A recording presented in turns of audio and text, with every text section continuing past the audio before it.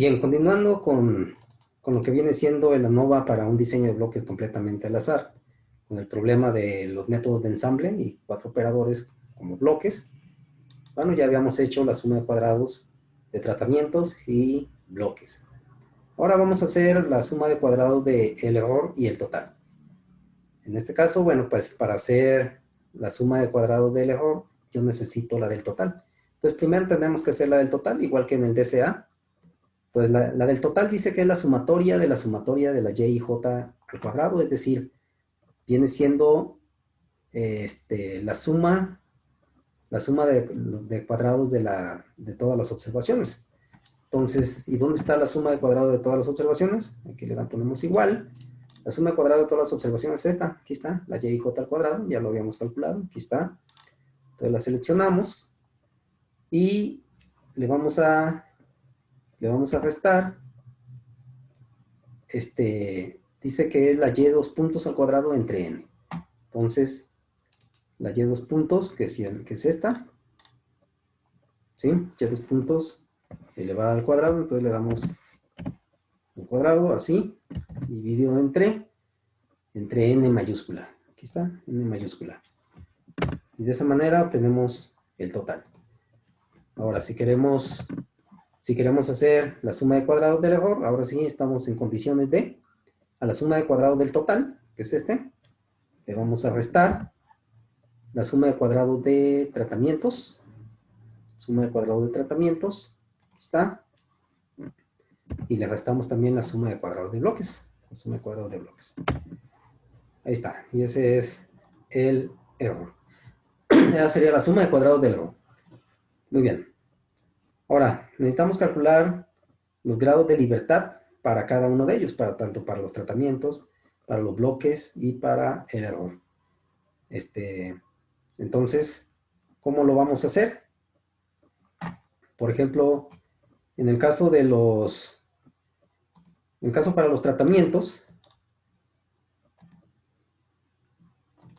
se dice que es el número de tratamientos menos 1.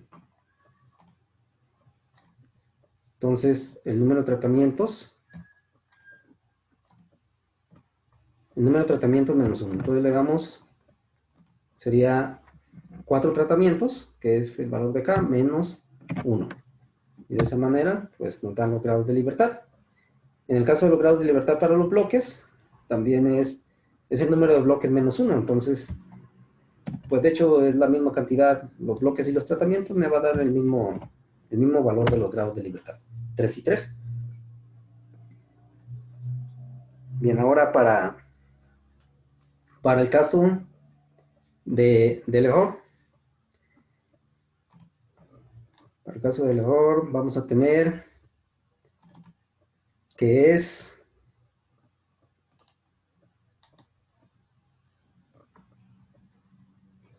viene siendo el producto de los grados de libertad de tratamientos por los grados de libertad de bloques. Entonces, aquí lo vamos a hacer. Sería igual a por ¿Está? Son 9. Y finalmente, los grados de libertad para el total. En el caso del total, se dice que es el número total de observaciones menos 1. Entonces, aquí tendríamos que esto es igual al número total de observaciones menos 1. Y de esa manera, cuando nosotros hacemos la sumatoria, si hacemos la suma, son 3 más 3 son 6, más 9, 15. Entonces me da los grados de libertad del total. Ahí está. Ahora, ¿cómo calculamos los cuadrados medios? Pues nos da igual que en el DCA. Vamos a hacer la división. Por ejemplo, para el cuadrado medio de tratamientos va a ser la suma de cuadrados que tenemos, la suma de cuadrados de tratamientos, dividido entre sus grados de libertad. Y de esa manera queda.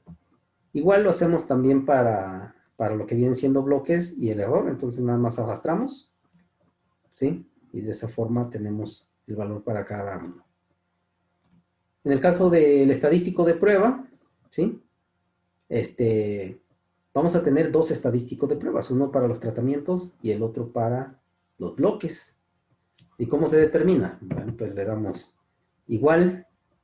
En el caso de los tratamientos, habrá que tomar el cuadrado medio de tratamientos y lo vamos a dividir entre el cuadrado medio del error.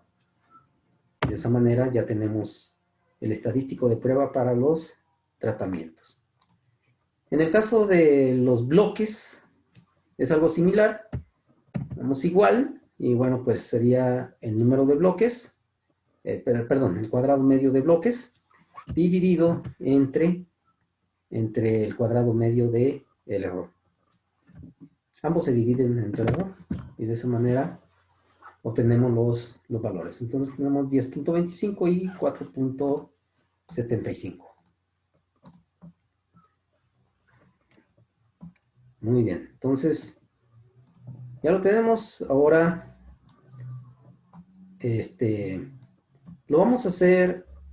Aquí no, en el problema no me dice qué alfa utilizar, pero vamos a utilizar un alfa, que es el error de significancia de un 5%, ¿sí? Para ambos, también para los bloques. Entonces vamos a utilizar el mismo, un alfa del 5%. Por lo tanto, el F de tablas, ¿a qué va a ser igual? Bueno, el F de tablas va a ser la distribución F con la probabilidad, que es el 5%, o sea, 0.05, ¿sí? En decimal, es dividir 5% entre 100. 5 entre 100 me da 0.05. Con los grados de libertad, como queremos hacer la conclusión para el caso de los tratamientos, entonces serán los grados de libertad de tratamientos, ¿verdad? Entonces aquí sería 3 grados de libertad de tratamientos, coma, y el error. En el caso del error, pues es 9. Entonces, aquí vamos a hacer el cálculo, vamos a utilizar la función. Vamos a cambiar de color también para hacer la comparación. Aquí utilizamos, entonces, utilizamos la función, es la inversa .f, pero es la que dice cd. Esta. Entonces vamos a ponerles esos parámetros.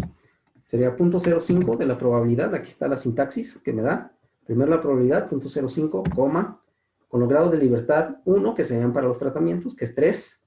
¿Sí? Ahí le ponemos 3. Y luego los grados de libertad del error. En este caso es con 9 grados de libertad. Damos Enter. Bueno, ahí está. Ese es el valor que me da.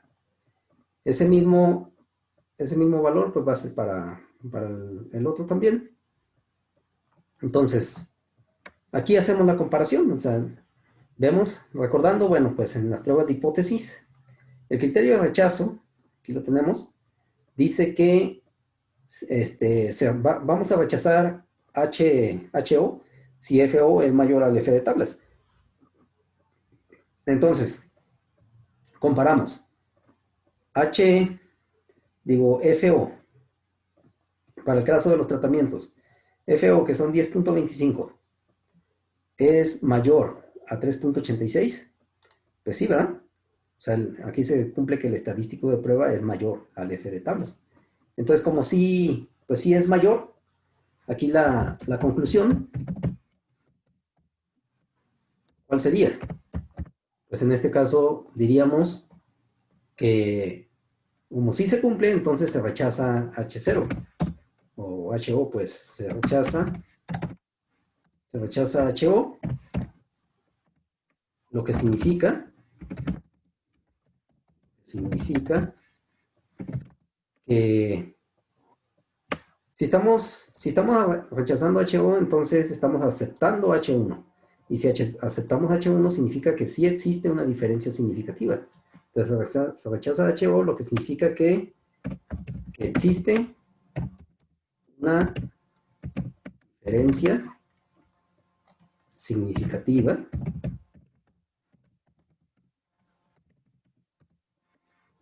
entre los métodos de ensamble, que son los tratamientos.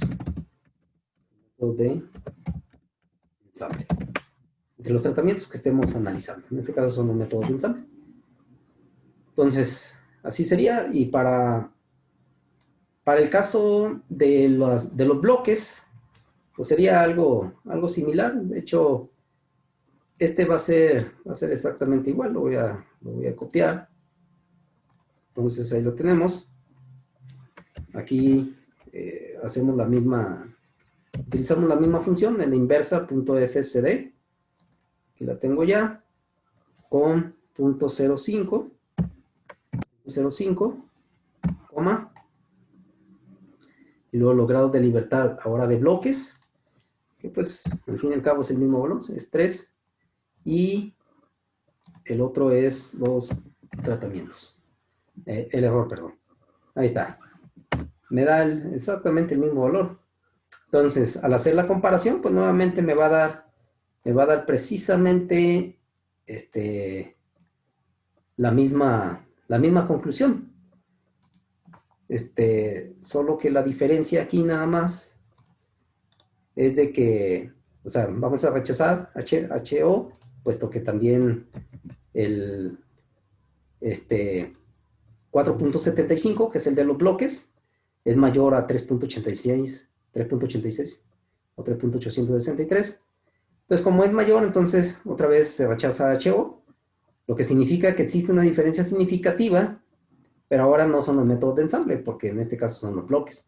Entonces, aquí en este caso son los operadores, ¿verdad? Nuestros operadores son los bloques. Entonces, significa una diferencia significativa entre los operadores, diríamos, sería entre el tiempo utilizado por los operadores. Bueno, lo vamos a poner así, entre los operadores. Entonces ahí está, para los bloques, rechaza HO, lo que significa que existe una diferencia significativa entre los operadores. Y bueno, pues ahí terminaríamos. Entonces, sí hay una diferencia significativa con un error de significancia del 5%. Entonces, terminamos este ejercicio con el diseño de bloques completamente al azar. Gracias. Nos veremos en otro video.